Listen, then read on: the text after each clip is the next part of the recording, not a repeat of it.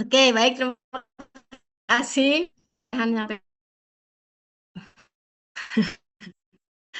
Oke, salam sejahtera teman-teman. Untuk bahas satu pokok bahasan mengenai sejarah teman-teman memahami secara mandiri ya, memahami berkaitan dengan bentuk dan susunan Pancasila yang sebetulnya sudah sedikit banyak saya bahas dalam materi kajian ilmiah Pancasila ya. Nah, sekarang kita akan membahas mengenai setelah kita memahami berkaitan dengan sejarah kehidupan bangsa, kita akan dikuatkan kembali. Kita akan dikuatkan kembali bahwa di dalam mencapai suatu tujuan, baik secara individu, kelompok, ataupun dalam kehidupan yang lebih besar lagi, yaitu dalam bangsa atas nama bangsa ya, kita akan dikuatkan bahwa pentingnya nilai-nilai Pancasila itu dipraktekkan dalam kehidupan sehari-hari kita karena memiliki banyak manfaat. Salah satunya adalah untuk mencapai tujuan. Ya, karena dalam kehidupan bangsa sebelum era kemerdekaan mencapai suatu tujuan kedaulatan, kita kan menggunakan nilai-nilai yang ada di dalam Pancasila ya, walaupun saat itu Pancasila belum lahir, tapi nilai-nilainya sudah dipraktekkan oleh bangsa kita, baik dari nilai ketuhanan, terus kemudian kemanusiaan, persatuan, kerakyatan, sampai dengan keadilan. Oke, saya izin share screen terlebih dahulu, sebentar.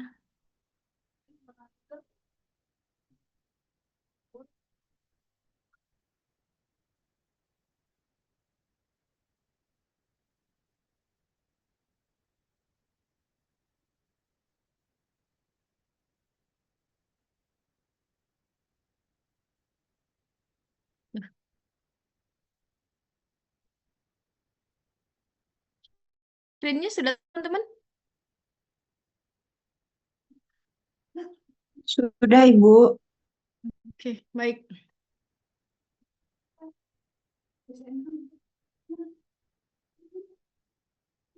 Oke, berkaitan dengan sejarah perjuangan bangsa ya atau kehidupan bangsa ya. Nah, ini kalau di dalam materi kajian ilmiah kita paham bahwa kausalitas kausalitas terjadinya Pancasila itu kan yang pertama adalah nilai material. Ya, toh nilai material. Apa sih maksud dari nilai material? Nilai material itu ibarat kata adalah bahan baku. Ya, Pancasila ada itu karena kehidupan bangsa. Jadi materialnya adalah fenomena kehidupan bangsa. Jadi Pancasila tidak akan terpisahkan dari sejarah bangsa Indonesia ataupun fenomena kehidupan bangsa kita. Ya, terus kemudian batasan yang akan kita bahas mengenai sejarah. Ya, kalau kita ngomongin sejarah itu kan luas banget. Tapi ada batasan yang akan kita bahas itu mulai dari zaman prakemerdekaan sampai dengan persiapan di dalam sidang BPPKI. Nah, zaman prakemerdekaan itu ada fasenya. Ya, zaman prakemerdekaan ada fasenya. Fase awal itu adalah cikal bakal munculnya bangsa Indonesia. Fase awal ya, yang kemudian fase awal dalam zaman prakemerdekaan itu diawali dengan masuknya kerajaan-kerajaan ke wilayah Nusantara. Jadi bukan kolonialisme.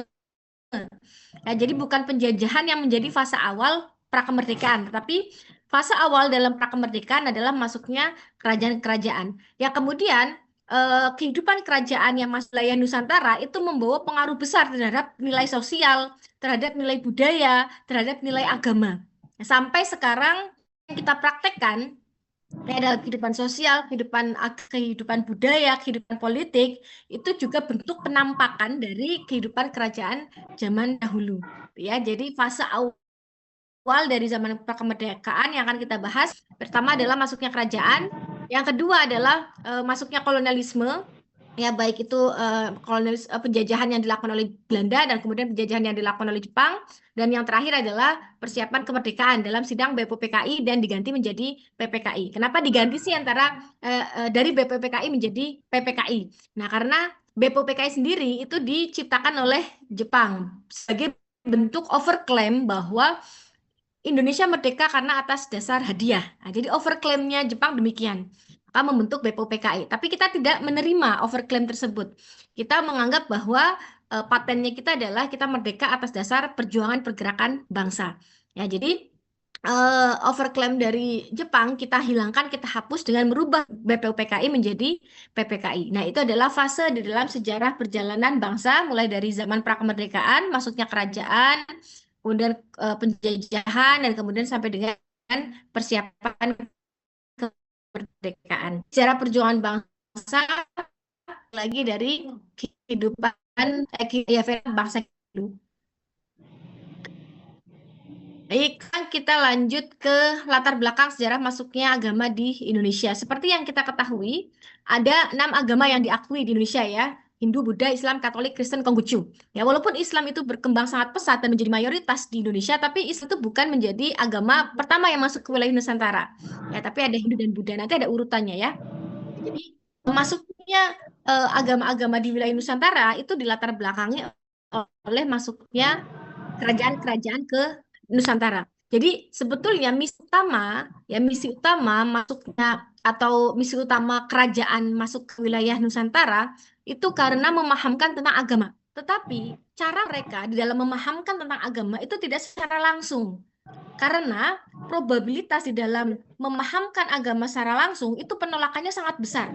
Dan jadi penolakannya sangat besar. Maka mereka menggunakan pendekatan-pendekatan. Jadi memahamkan agama itu tidak secara langsung, yaitu dengan menggunakan pendekatan yang ditampakkan oleh kehidupan kerajaan, yang ditampakkan oleh kehidupan kebudayaan. Jadi pendekatannya lewat itu, kehidupan budaya, kehidupan sosial, kehidupan politik, yang oleh kerajaan. Maka kita tahu ya, beberapa hal yang menjadi akulturasi budaya itu diambil dari apa kebiasaan-kebiasaan yang dilakukan oleh orang beragama Hindu dan Buddha. Nanti kita akan bahas lebih lanjut. Ya, selain 6 agama ini tidak diakui ya, artinya tidak bisa dijadikan sebagai identitas. Jadi kalau ada yang mengakui bahwa saya agamanya kebudayaan atau saya tidak mempercayai itu gitu ya, yaitu urusan kamu dengan Tuhan. Tetapi perkara administrasi, teman-teman kita sebagai bangsa punya kewajiban yaitu memasukkan salah satu agama yang diakui Indonesia dijadikan sebagai administrasi. Ya, kita akan membahas loh. Ini belum. Bentar.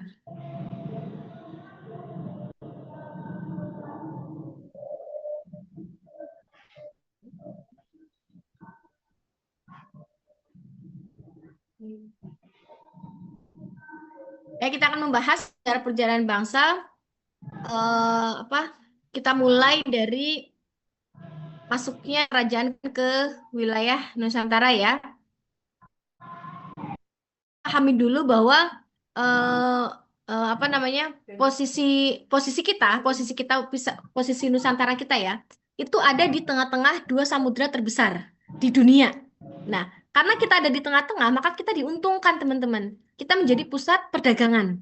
Ya, jadi banyak pedagang Gujarat kalau kita lihat, ada Cina, Gujarat India ya, ada Arab, yang kemudian sampai dengan bangsa Eropa mendapatkan suatu titik penasaran, kenapa sih di Indonesia pelabuhan-pelabuhannya sangat ramai. Nah, jadi persebaran agama di Indonesia lebih banyak itu melalui perdagangan-perdagangan internasional ya, dari Samudra Hindia, Samudra Pasifik ya, yang kemudian menjadikan wilayah kita sebagai persimpangan budaya, persimpangan ekonomi, dan juga khususnya agama. Jadi baik itu pedagang, baik itu pendeta, baik itu kemudian pengembara ataupun para apa ya namanya istilahnya misionaris gitu ya. Nah, mereka membawa keyakinan mereka dalam proses perdagangan. Nah, jadi dalam proses perdagangan tidak hanya komunikasinya jual beli, tetapi ada komunikasi terbuka. Apa sih arti dari komunikasi terbuka? Nah, jadi komunikasi terbuka itu ada pertukaran informasi apapun, pertukaran budaya sampai dengan resepsi pernikahan. Jadi dari pertukaran informasi, budaya, agama, regeneran berkembang sangat pesat di wilayah Nusantara. Ya, menyimpulkan bahwa agamanya dijadikan sebagai keyakinan, bukan sebagai keturunan. Walaupun secara praktek di negara kita, ya kalau secara teori agama itu keyakinan, bukan keturunan. Tapi secara praktek di negara kita, agama itu seperti keturunan. Dibuktikan dengan apa? Orang tua kita agamanya X, terus kemudian anak-anak keturunannya pasti akan mengikuti agama orang tuanya. Jadi secara praktek yang dilakukan di Indonesia, agama itu sebagai keturunan. Secara teori bukan, secara teori agama adalah keyakinan. Artinya kita punya hak ya, kita punya hak untuk menentukan keyakinan kita. Even itu berbeda dengan orang tua, itu kita dilindungi dalam undang-undang. Jadi boleh saja. Ya, tapi dalam praktek di Indonesia agama itu semacam tanda keturunan. Jadi agama Hindu itu masuk ke Indonesia prosesnya melalui perdagangan dan kebudayaan khususnya dengan India. Ya, jadi para pedagang India kemudian seperti Brahmana, pendeta itu menjadi peran teman-teman di dalam penyebaran agama Hindu. Jadi buktinya bisa kita lihat banyaknya pendirian kerajaan-kerajaan yang coraknya Hindu-Buddha. Nah, seperti kayak Kutai di Kalimantan, ada juga Tarumanegara, ada juga Sriwijaya ya, kemudian ada di Sumatera, di Palembang, nah, wilayah Jawa Tengah. Nah, kerajaan-kerajaan ini membawa peradaban seperti candi, prasasti, bukti bahwa ternyata bangsa kita adalah bangsa yang beragama karena ada corak terkait dengan Hindu dan Buddha. Kemudian agama Islam itu juga masuk ke Indonesia sangat pesat, khususnya pada abad ke-13, jauh setelah Hindu Buddha itu muncul di Indonesia. Ya, 2 kali lipat masanya masuklah kerajaan yang membawa pengaruh agama Islam. Jadi pembawaan agama Islam itu melalui oleh para pedagang dari Gujarat ya, kemudian juga ada dari Arab juga ada. Jadi perdagangan di pesisir itu menjadi atau di pelabuhan-pelabuhan ya, itu menjadi pintu utama dalam penyebaran agama Islam dan itu sangat efektif teman-teman. Penyebarannya sangat efektif. Jadi penyebaran Islam itu diperkuat oleh para ulama yang kemudian kita ketahui seperti Wali Songo gitu ya, Wali Songo. Jadi Islam berkembang pesat itu karena penyebarannya melalui cara damai, kemudian sangat efektif dilakukan melalui perdagangan. Nah, kerajaan-kerajaan Islam yang kemudian berdiri itu seperti dalam pengajaran agama Islam itu seperti Samudra Pasai ya, terus kemudian ada ada Aceh, ada Banten, ada Mataram Islam yang kemudian kerajaan tersebut kerajaan terbesar yang membawa pengaruh agama Islam. Nah, terus kemudian dilanjut agama Kristen dan Katolik. Nah, Kristen Katolik atau Katolik Kristen ya. Nah, itu sebetulnya tidak dibawa oleh kerajaan, tetapi masuknya itu bebarengan dengan masuknya bangsa Eropa yang melakukan awalnya melakukan misi penjajahan atau kita sebut kolonialisme. Jadi masuknya kolonialisme ke Indonesia, bangsa Eropa khususnya kemudian Belanda itu juga membawa pengaruh agama Kristen dan Katolik. Nah, jadi mereka memberikan Belanda datang kemudian lebih banyak menyebarkan tentang agama Protestan dan kemudian penyebaran agama uh, apa Kristen itu seringkali berdampingan dengan kolonialisme karena bebarengan itu tadi. Tapi walaupun bebarengan dengan kolonialisme, cara mengajarkan oleh para misionaris itu tadi, para misionaris itu penyebar agama Islam Katolik ya, Islam Katolik, Kristen Katolik ya. Walaupun berbarengan dengan kolonialisme, tetapi cara mereka itu cara yang damai, yaitu melalui pendidikan dan melalui gereja-gereja. Nah, jadi mereka itu walaupun berdampingan dengan kolonialisme, tapi penyebarannya sangat damai, yaitu melalui pendidikan ataupun juga melalui rumah sakit dan pelayanan sosial. Nah, terus kemudian agama Konghucu itu adalah agama bontot, agama terakhir. Kalau di negaranya asli, negara aslinya, Konghucu itu bukan agama, karena paham ideologi komunis. Eh, Agama itu dijadikan sebagai ancaman. Konghucu di negara aslinya bukan agama, tapi kemudian menjadi budaya. Kenapa sih agama dijadikan sebagai ancaman oleh para ideologi komunis? Karena mereka tidak ingin memberikan peluang terhadap masyarakatnya untuk lebih patuh daripada pemimpinnya atau perdana menterinya. Nah, dia mengkhawatirkan kalau kemudian patuh kepada Tuhan akan mengkang terhadap negaranya. Ya, jadi apa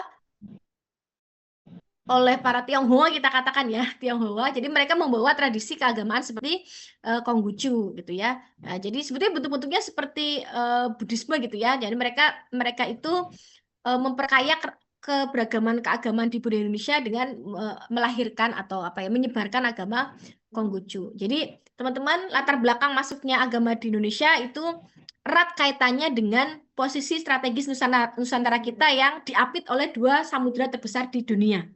Ya, jadi melalui jalur perdagangan dunia, peran pedagang, peran pendeta yang kemudian hadir dari mancanegara, nah, itu mereka melakukan proses komunikasi terbuka. Inilah sebabnya Indonesia menjadi salah satu bangsa kemudian majemuk heterogen.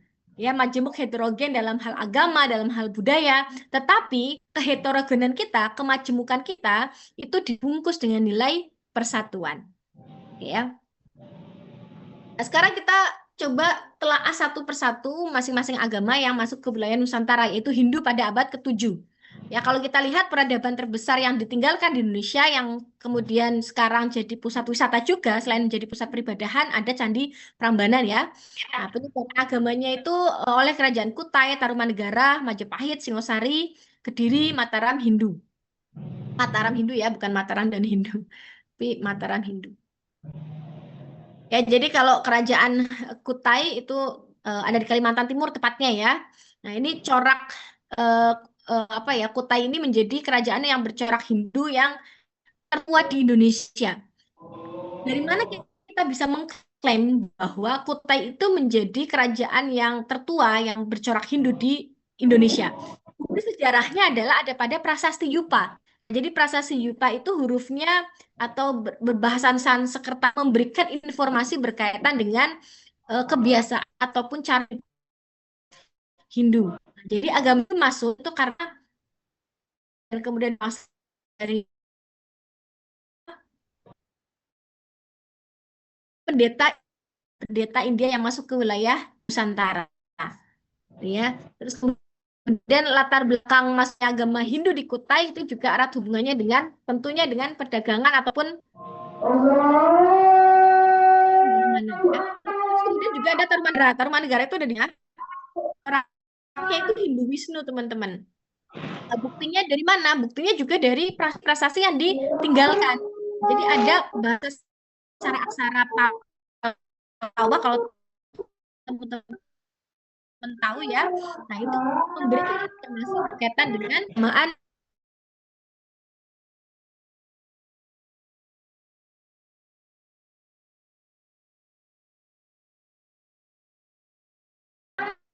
kerajaan Mataram ya. Kerajaan Mataram Hindu tentu kita paham itu ada di Jawa Tengah. Atau kita sebut biasanya Mataram Kuno. Ya, Mataram Kuno. Mereka menganut Hindu dengan Siwa. Sejarahnya apa? Bahwa kita paham di Jawa Tengah, khususnya Mataram Kuno, ada aliran agama Hindu. Ini ada Candi Prambanan. Candi Prambanan. Jadi Candi Prambanan itu sebetulnya di mana sih? Di Jogja apa di Jawa Tengah? Tentu kalau dalam letak geografis Jogja ya, walaupun perbatasan antara Jawa Tengah dan Jogja. Tapi Mataram itu letaknya ada di Jawa Tengah.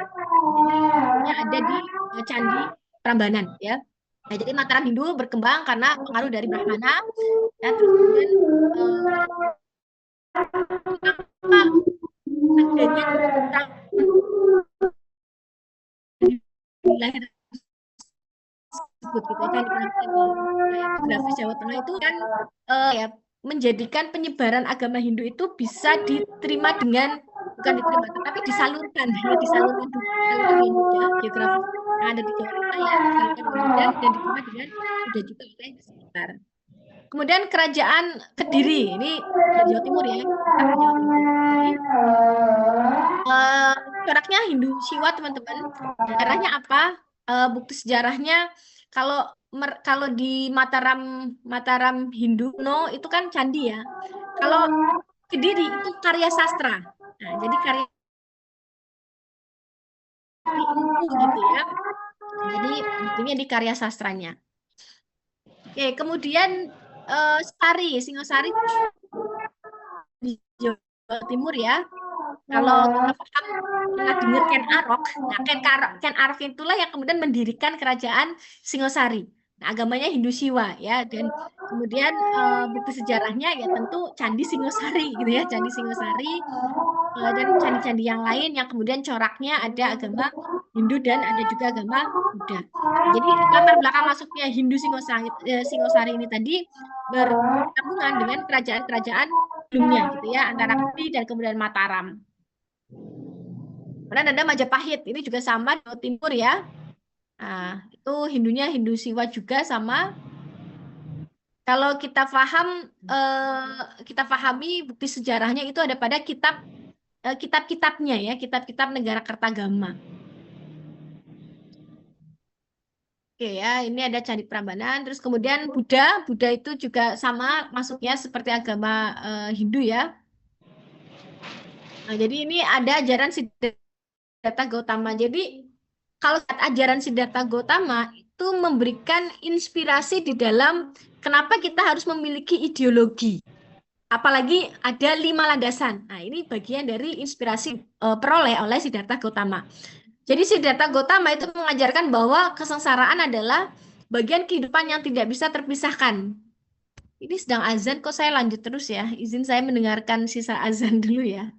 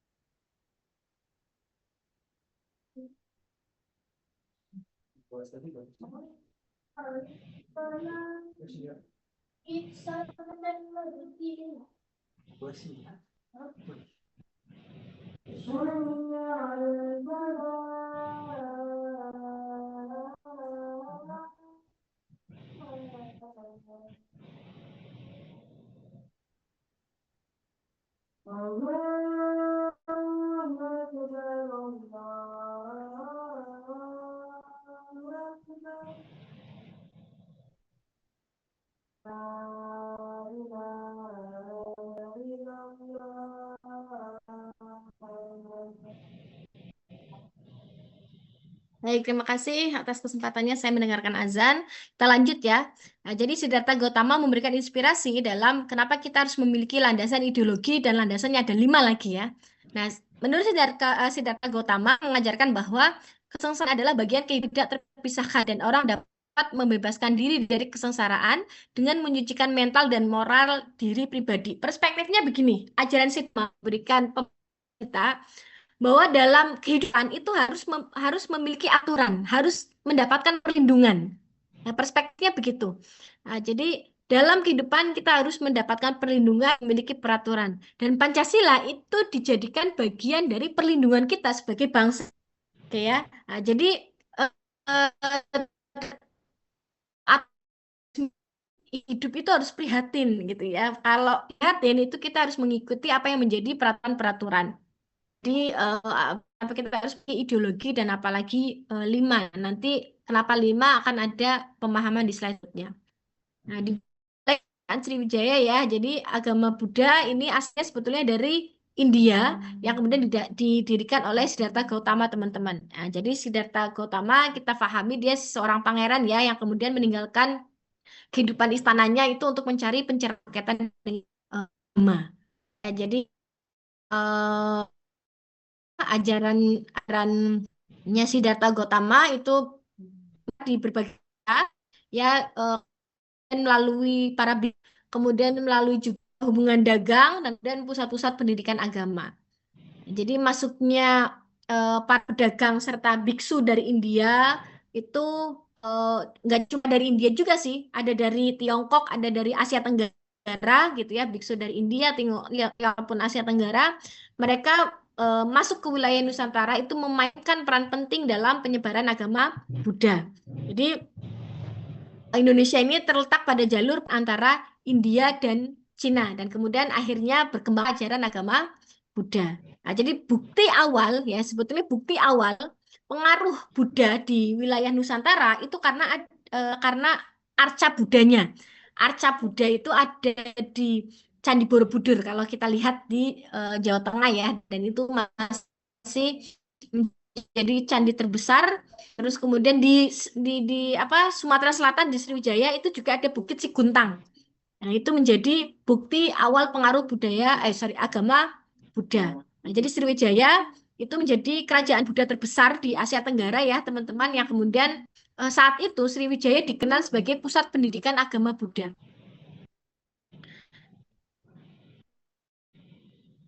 Oke, nah jadi begini, masuknya agama Buddha di Indonesia itu nggak bisa dilepaskan dari ajaran Siddhartha Gautama ya.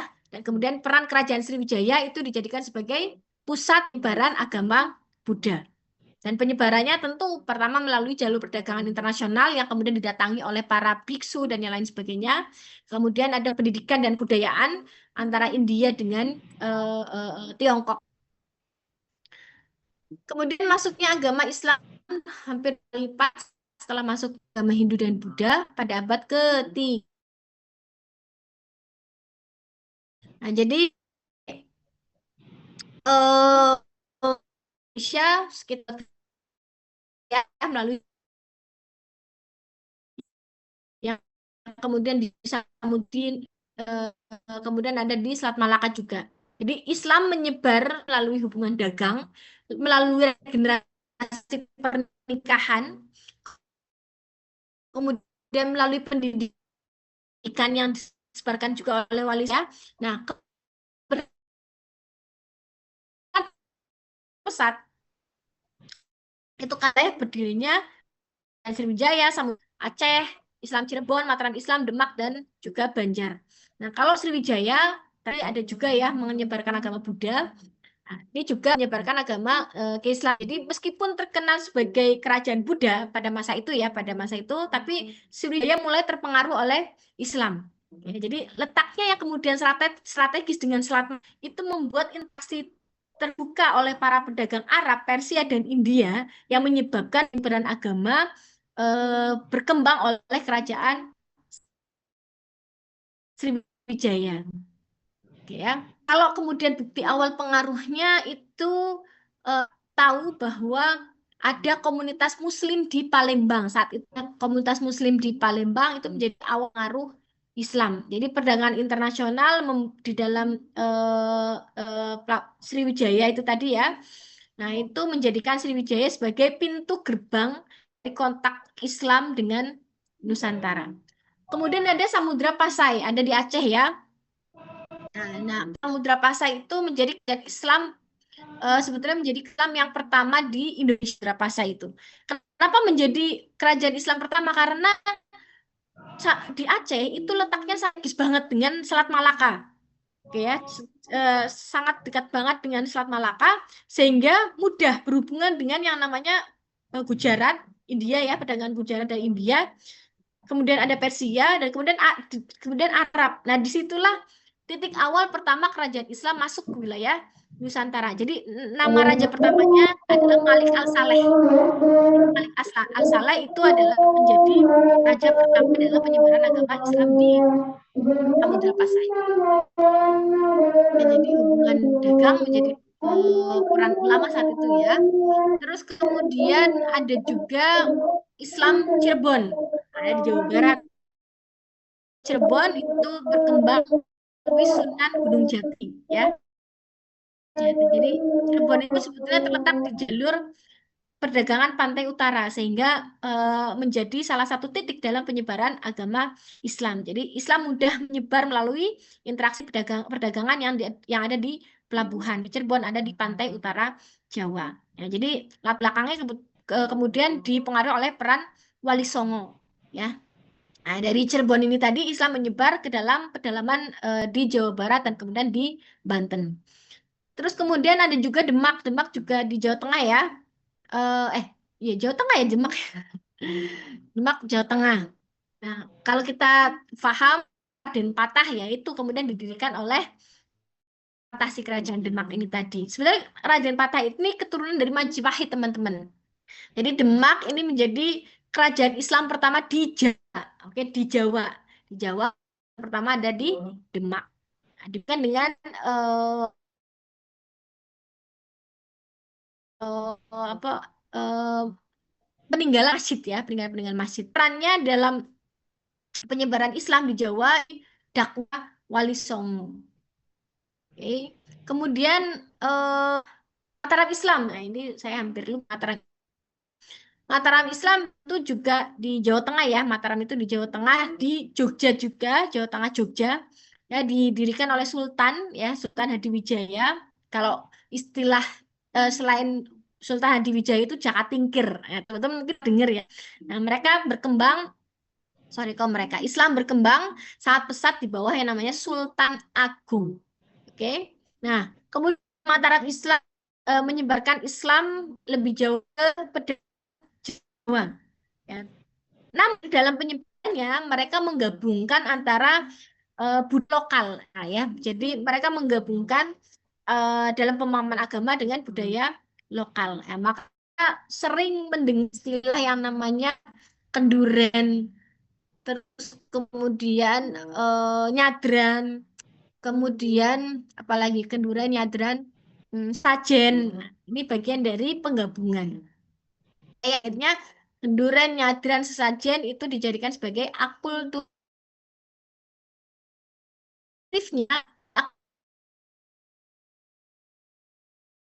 Maka kalau perspektifnya di akulturasi budaya, dominasi yang namanya kemusyrikan, gitu ya. Banjar tentu ada di Kalimantan Selatan ya, Bandar.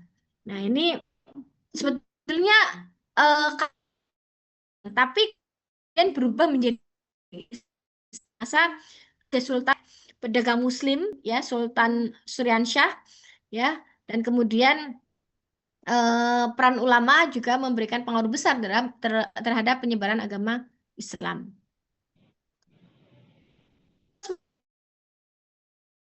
Nah, masuknya kolonialisme juga membawa pengaruh berkaitan dengan agama Kristen dan Katolik. Latar belakang masuknya agama Katolik dan Kristen kalau kita lihat secara secara di Indonesia ya, Indonesia saja kita tidak masuk secara global. Kalau secara global dan sangat luas kita saja. Kalau secara Indonesia mereka itu kita katakan sebagai jadi mereka itu datang ke Indonesia melakukan tes perdagangan ya perdagangan ya rempah. Ada titik penasaran rempah-rempah. Tapi kemudian mereka juga melakukan penjelajahan. Di sisi lain melakukan melakukan penjajahan, tapi di sisi lain ada misionaris yaitu memahamkan tentang agama, campaign tentang agama.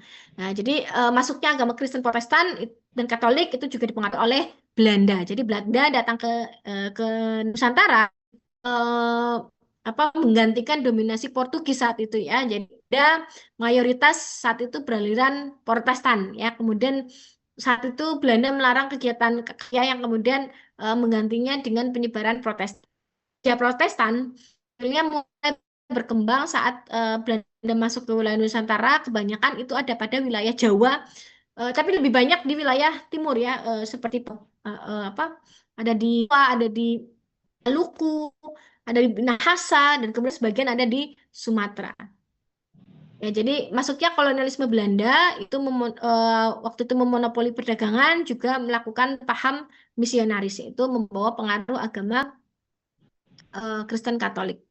Nah, jadi agama Katolik masuk pertama ke Indonesia itu melalui misionaris.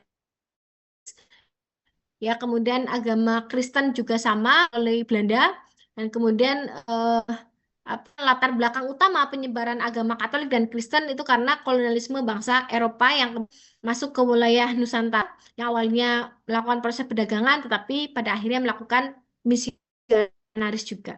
Jadi sampai sekarang teman-teman jejak kolonialisme itu tidak dikenal sebagai penjajahan tetapi juga sebagai misionaris. Oke, terus nah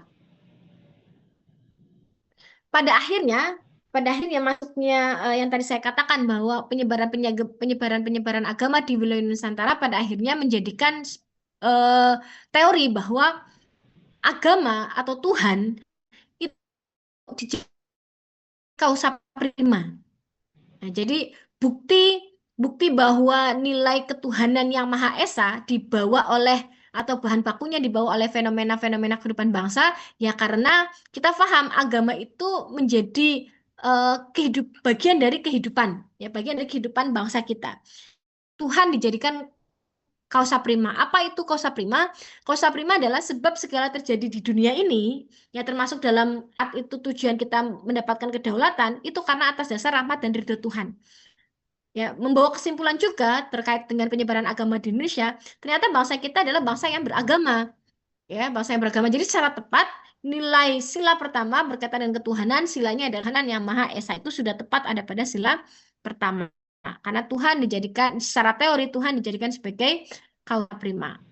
Kayak jadi nilai agama Indonesia itu penyebaran penyelenggaraan perdagangan di kota pelabuhan yang kemudian menjadikan perdagangan ini menjadi hal yang efektif dalam penyebaran agama karena menimbulkan komunikasi terbuka. Jadi komunikasi terbuka itu di luar dari komunikasi antara pedagang dan pembeli atau jual dan beli saja, tetapi ada pertukaran informasi berkaitan dengan agama, budaya, sampai dengan regenerasi pernikahan.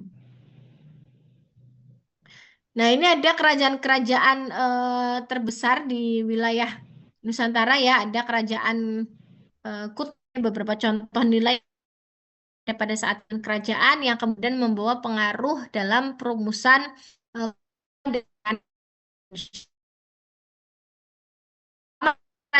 Kutai. Ini telah melakukan sosial politik dan ketuhanan kerajaan kenduri dan sedekah kepada para Brahmana. Nah, jadi kalau kita lihat kerajaan Kutai ya kerajaan Hindu menjadi kerajaan Hindu pertama di Nusantara ya, yang kemudian ada di Kalimantan Timur ya. Nah, warisan nilai yang ada pada kerajaan Kutai yang akhirnya memberikan inspirasi dalam perumusan Pancasila dan kemerdekaan negara Republik Indonesia itu karena konsep pemerintahan kerajaan Kutai itu terorganisir. Nah, jadi penghormatan kepada dewa itu sebagai lambang religiusitas, teman-teman. Dan kemudian warisan nilai oleh kerajaan Kutai memberikan bahan inspirasi dalam perumusan Pancasila. Kehidupan masyarakat yang saat itu sudah mengenal strata sosial dan kemudian sistem hukum adatnya juga sangat kuat. Nah, relevansi di mana relevan kerajaan apa yang kemudian pemerintahan terorganisasi dari penghormatan kepada dewa itu menjadi cikal bakal lahirnya nilai ketuhanan yaitu pertama. Dan kemudian relevan Pancasila, kerajaan Kutai kehidupannya itu menunjukkan bahwa bangsa kita ya, sejak awal sudah mengenal yang namanya aturan sosial dan hukum ini menjadi dasar kita dalam berbangsa. Nah, itulah kemudian relevansi kerajaan Kutai dengan Pancasila. Kemudian kerajaan Jaya, nilai persatuan yang tidak dipisahkan dengan nilai ketuhanan yang tampak pada raja sebagai pusat kekuasaan, nilai kemaslahatan dan bentuk hubungan dan negeri seberang lautan, pelabuhan kerajaan, dan selat. Nah, kalau kita lihat formulanya ada pada kerajaan maritim yang di Sumatera ya, kerajaan Sriwijaya kan di Sumatera. Warisan-warisan nilai, warisan nilai-nilai yang kemudian diwarisi oleh kerajaan Sriwijaya. Nggak salah di masjid. Astagfirullah. Oh, ya udah.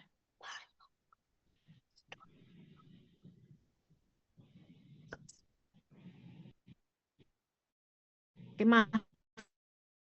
Saya ke distract sebentar. Oke, jadi kerajaan Sriwijaya beberapa nilai yang kemudian memberikan inspirasi dalam perumusan Pancasila dan kemerdekaan. Nah, jadi seperti tradisi toleransi dalam kehidupan agama saat itu Buddha itu hidup berdampingan dengan Hindu, ya toh Buddha hidup berdampingan. Dan kemudian ada nilai toleransi yang diajarkan. Itulah yang kemudian diwarisi oleh kerajaan Sriwijaya di dalam perumusan nilai-nilai Pancasila. Nah, kemudian kerajaan Sriwijaya itu juga menjadi pusat ilmu dan kebudayaan. Nah, menjadi pusat ilmu dan kebudayaan saat itu kan menjadi pusat pendidikan terbesar ya. Nah, yang kemudian mengajarkan juga tentang yang namanya eh, apa sila keempat kerakyatan ya. Nah, kemudian relevansi dengan Pancasila antara kerajaan Sriwijaya ya, mereka mengajarkan tentang persatuan Indonesia. Yang tadi saya katakan Buddha itu hidup berdampingan dengan Hindu, ada tradisi toleransi. Maka ini ada pada persatuan Indonesia, yaitu apa dampingan itu tadi. Dan kemudian menumbuhkan kemanusiaan juga yang adil dan beradab lewat kehidupan yang toleransi, lewat kehidupan dalam berpendidikan juga. Oke, kita lanjut kerajaan Majapahit menjadi kerajaan terbesar juga di wilayah Nusantara, bahwa nilai-nilai religius dan sosial politik itu sudah tumbuh dibuktikan dengan bersatunya Nusantara oleh Gajah Mada, dan pada masa ini istilah dikenal sebagai yang terdapat dalam buku Negara Kertagama oleh Empu Prapanca dan buku Sutasoma itu dikenal dengan berbatu sendi yang 5. Nah, ini yang tadi saya katakan bahwa kenapa sih kita harus punya landasan dan landasannya itu 5 panca. Nah, ini inspirasinya dari kerajaan Majapahit. Nah, jadi berbatu sendiri yang 5 itu maksudnya dalam kehidupan kita sebagai manusia dan tujuan kita adalah manusia yang baik yang nanti akan masuk surga. Ya, kita harus punya yang namanya aturan dan perlindungan bahwa eh, lima aturan dalam kehidupan kita supaya kita dikenal sebagai manusia yang baik itu seperti kita dilarang membunuh, kita dilarang untuk mencuri, kita dilarang untuk berzina, kita dilarang untuk apa lagi ya, saya lupa. Eh. Mabuk-mabukan, ada 5M, tapi saya satu lagi lupa lagi. Ada 5M saya lupa, dilarang mabok, dilarang membunuh, dilarang mencuri, dilarang berzina. Satu lagi saya lupa. Oke, intinya begini. Ada warisan, tadi kita bahas warisan-warisan ya. Sekarang kita bahas warisan nilai yang diwarisi oleh Majapahit. Jadi konsep Bhinneka Tunggal Ika, oke ya. Konsep Bhinneka Tunggal Ika itu sebetulnya dari Empu Tantular, teman-teman. Nah, jadi ada perbedaan agama itu bukan menjelaskan perpecahan. Seperti yang kita ketahui, Majapahit itu tidak hanya mengajarkan berkaitan dengan agama, satu agama, tapi beberapa ya. Nah, kemudian Majapahit di dalam mengajarkan atau mewarisi itu juga ada yang namanya tradisi musyawarah. Ya, tentu yang namanya Bhinneka Tunggal Ika musyawarah ada relevansinya dengan Pancasila. Jadi nilai persatuan Indonesia itu eh, eh, yang kemudian semboyannya Bhinneka Tunggal Ika itu dipengaruhi inspirasi oleh kerajaan Majapahit. Jadi mendorong juga adanya Munaroh ya yang kemudian pada sila 4 yang dijadikan sebagai dasar penyelenggaraan. Kita masuk fase kolonial. Nah, jadi kita paham bahwa selama jabat ke-16 ya, maka berkembanglah agama Islam pesat di Indonesia dan kerajaan Islam mulai tumbuh. Orang Eropa mulai berdatangan mencari rempah-rempah dan bangsa Eropa dan dagangan berubah menjadi penjajahan. Jadi masa kolonialisme bangsa Eropa datang ke Indonesia pada abad ke-16 ya, proses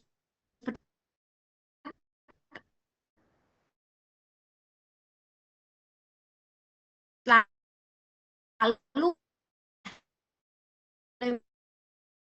kolonialisme tadi membawa misionaris yang membawa tidak hanya penjajahan tetapi membawa pengaruh berkaitan dengan. Oke, jadi kita paham bahwa seperti kerajaan-kerajaan besar di wilayah Nusantara seperti Kuta, Tuhan, Sriwijaya itu tadi menumbuhkan wawasan antara akan adanya toleransi. Itu juga memberikan atau inspirasi dalam Balika ya, yaitu nilai persatuan dan kemudian musyawarah ada pada sila 4. Dan juga membawa pengaruh tentang keagamaan. Oke, nah dalam praktik dilakukan oleh bangsa Belanda melakukan kita melakukan perlawanan diawali oleh Timura, Bahrudin, Imam Bonjol, Panggoro, Jentik, dan kemudian Sisingamangaraja. Nah, Patimura dengan Sisingamangaraja itu melahirkan regenerasi, ya, melakukan regenerasi untuk melanjutkan perjuangan. Jadi tidak Sisingamaraja, tapi kita melakukan regenerasi.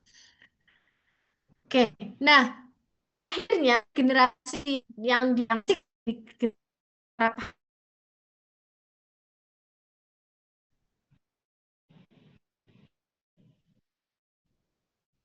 ada yang mengatakan hasil kita karena istilah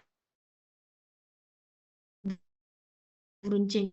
Nah, tapi itu ada dulu bahwa Allah tidak kita mendapatkan kedaulatan dengan melalui karakter perangai yang sama seperti yang pernah kita bahas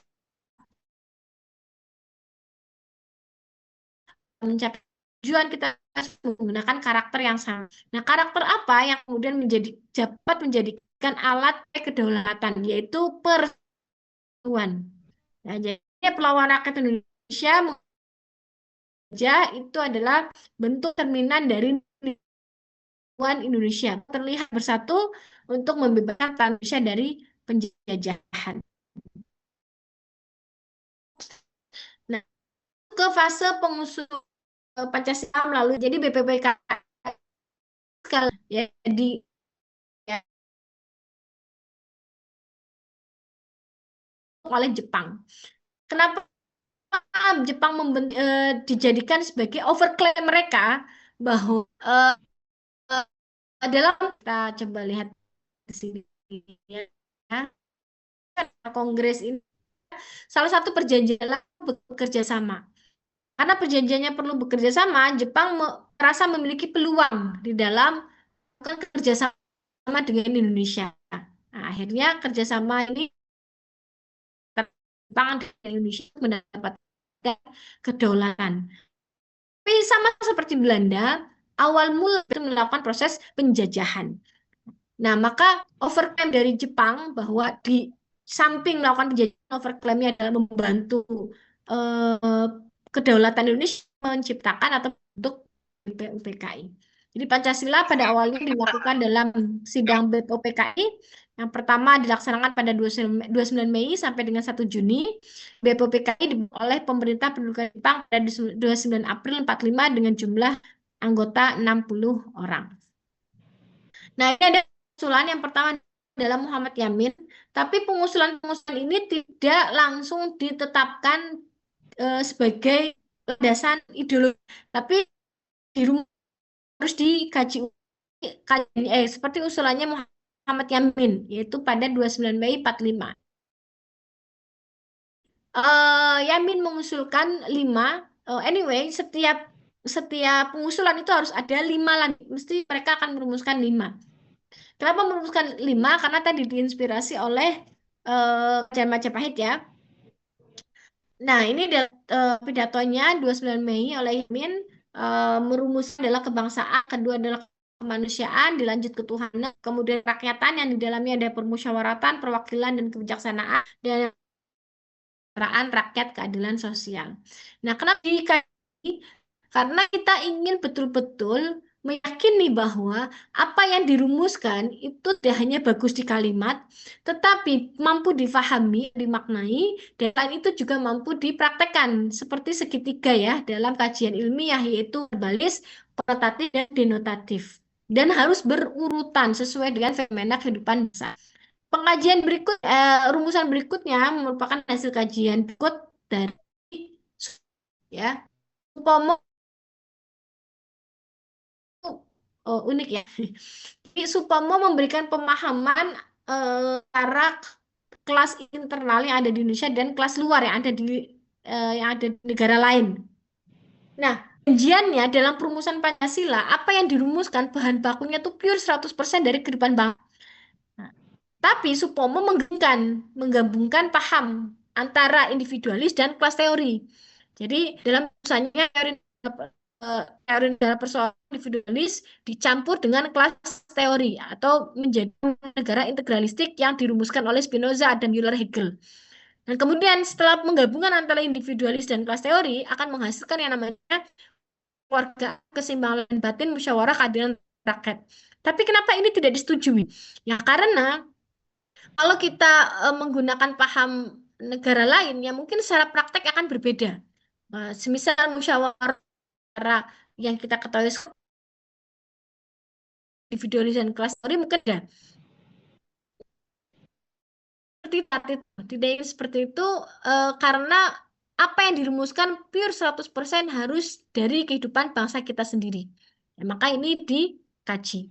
Dan kemudian pengusulan berikutnya oleh Soekarno yang officially pada tanggal 1 Juni 1945 yang diusulkan Soekarno menjadi lahirnya Pancasila. Jadi lahirnya Pancasila itu tepat pada pengusulan Soekarno merumuskan eh, Soekarno pertama bangsa Indonesia, kemudian internasionalisme kemanusiaan, mufakat demokrasi, kesejahteraan sosial, ketuhanan yang Maha Esa, ya kemudian ketuhanan yang berkebudayaan. Nah, uniknya di sini yang dirumuskan oleh Soekarno ada pada sila kelima. Oke, nah melihat tuntutan secara historis Tuhan agama yang membawa kesimpulan bangsa dalam berketuhanan itu ada pada awal.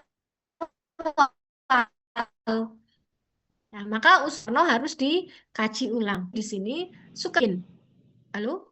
Suara saya bisa didengar ya kok. Connect understand. Oke ya, dia tidak menggunakan legitimasi parlemennya itu untuk menekan bahwa apa yang kan harus ditetapkan. Tidak demikian. Tetapi Soekarno menggunakan hak asas demokrasi bahwa lembaga ini adalah milik lembaga ini adalah milik seluruh anggota. Nah, maka dia tidak ingin bahkan legitimasi awalnya digunakan sebagai orang lain harus patuh, orang lain harus tunduk terhadap saya. Ya, tidak ya.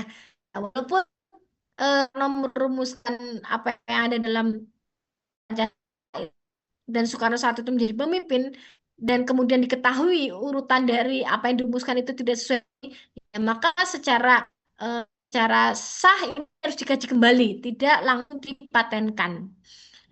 Tapi teman, di 1 Juni dan setelahnya, golongan muda itu sudah mencium bau kekalahan Jepang. Ya, sudah mencium bau kekalahan Jepang. Maka kita tidak tahu apakah jam kemudian, 2 jam kemudian, 1 hari kemudian, atau beberapa saat kemudian kita merdeka. Nah, kita tidak tahu, tetapi apa yang perlu kita lakukan adalah persiapan untuk merdeka. Karena ngirim anu Kita, ya, sekali yang kita yuk. lakukan, Apa tadi? bagaimana yang kita lakukan, yaitu kita perlu memiliki ya legalisme sementara di dalam berkedaulatan, yaitu dengan memunculkan yang namanya Piagam Jakarta. Jadi Piagam Jakarta itu sebagai bentuk apa ya, legalisme ya, legalisme kalau kalau Jepang sudah kalah, otomatis kita sudah merdeka. Nah, kalau kita sudah merdeka, kita harus perlu menunjukkan yang namanya teks ya, perlu menunjukkan namanya teks keideologian kita. Nah, teks keideologian kita yang sementara ada pada Piagam Jakarta. Nah, kenapa kita harus membentuk teks ideologi sementara yang ada pada Piagam Jakarta? Supaya saat betul-betul Jepang menyerah dan kita sudah merdeka, kita sudah siap merdeka, tidak ada negara lain yang kemudian akan ikut campur kembali di dalam proses kemerdekaan. Nah, khawatirnya kalau ada negara lain yang mau ikut campur dalam proses kemerdekaan, kita akan dijajah kembali, ditipu lagi dan dijajah kembali. Maka secara percaya diri, kalau kemudian Jepang sudah menyerah dan kemudian ada apa namanya, ada negara yang ingin melakukan kerjasama untuk membantu kedaulatan, kita berhak untuk menolaknya karena kita sudah memiliki yang namanya Piagam Jakarta. Ya, jadi hal terpenting yang mengemuka pada sidang BPPKI kedua pada 10 sampai 16 Juli disetujuinya naskah awal pembukaan hukum dasar yang kemudian kita kenal sebagai Piagam Jakarta. Apa itu Piagam Jakarta khususnya pada alinea keempat yang mengantarkan kita kepada nilai-nilai ideologi itu kewajiban pemeluk jadi pertama sila dan beradab, sila ketiga persatuan Indonesia, sila keempat kerakyatan dipimpin oleh hikmat, kebijaksanaan dalam permusyawaratan perwakilan, kelima keadilan sosial bagi seluruh rakyat Indonesia. Kalau kita lihat perbandingan antara Piagam Jakarta dengan ideologi Pancasila yang kita ketahui sampai sekarang, itu ada pada sila pertama. Oke ya, karena ini sifatnya sementara, maka harus dikaji kembali sampai kemudian Jepang sudah menyerah kepada sekutu dan kita siap untuk berdaulat, siap untuk merdeka.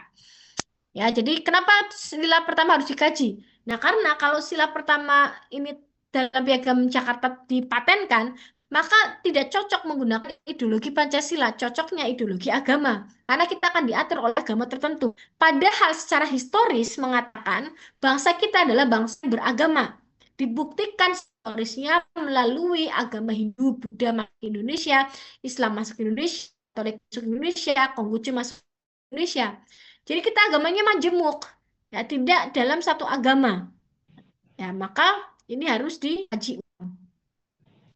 Oke, nah sebetulnya Jepang sudah mencium kekalahannya sendiri.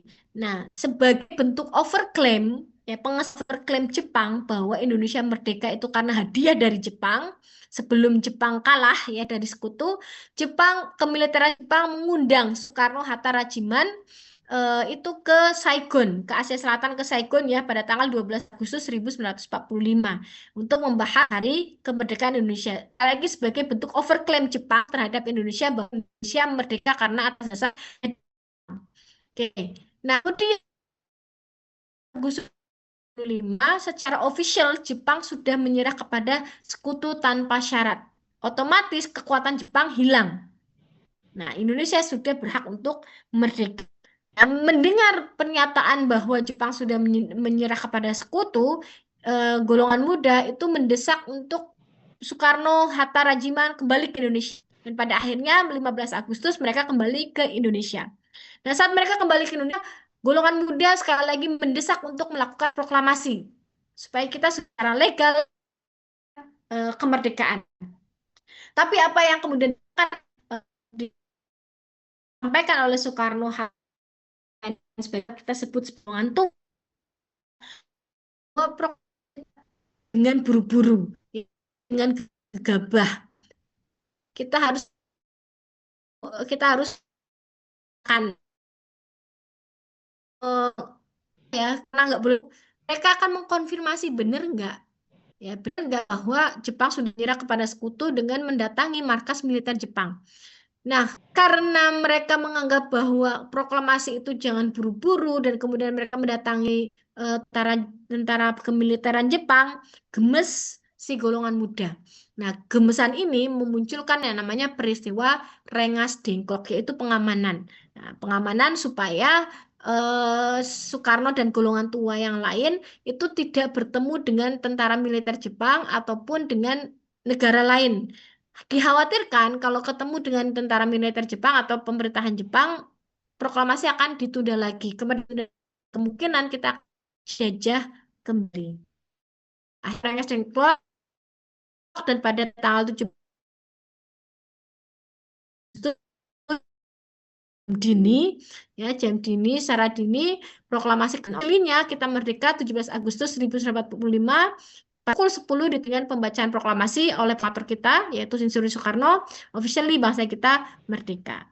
Nah, jadi kemudian setelah itu pada tanggal, ada beberapa fakta ya mengenai 17 Agustus 1945 kalau kita dengar setiapnya ada suara pidato Soekarno membacakan proklamasi. Nah, faktanya suara Soekarno ini adalah suara rekaman ulang, teman-teman. Ya, karena pada saat itu tidak ada media yang bisa merecord suara dengan jelas di dalam keriuhan masa pendengar proklamasi. Nah, kemudian saat atau penulisan proklamasi, Soekarno itu menulis di atas kertas yang kemudian diserahkan kepada Sayuti Melik. Nah, tulisan akhir Soekarno yang kemudian oleh Sayuti Melik itu dibiarkan begitu saja atau ditinggalkan begitu saja di meja yang kemudian akhirnya jatuh di samping tong sampah.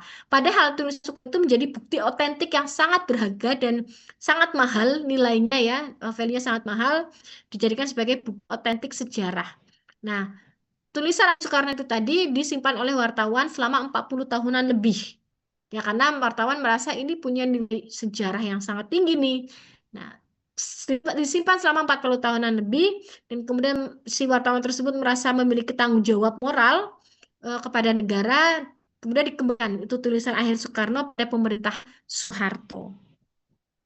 Oke, kemudian satu hari setelah Indonesia merdeka, 18 Agustus 1945, PPKI bersidang untuk menentukan dan menegaskan kembali bahwa bangsa kita adalah bangsa yang semula terjadi menjadi bangsa yang merdeka. Kemudian salah satu hasil PPKI yaitu mengesahkan UUD 1945 yang kemudian AU Piagam Jaya diganti menjadi UUD 1945. Dan pada alinea keempat juga dirubah pada sila pertamanya. Yang awalnya tadi Serikat Islam diganti menjadi ketuhanan yang maha. Oke, mungkin itu saja yang bisa saya share berkaitan dengan sejarah kehidupan bangsa yang kemudian mampu menguatkan kita di dalam melanjutkan perjuangan-perjuangan para pahlawan kita. Oke, silakan kalau ada hal yang mau masih ditanyakan, monggo teman-teman. Kami Silakan izin bertanya, Bu. Mas Rehan dari kelas mana, Mas Rehan? Dari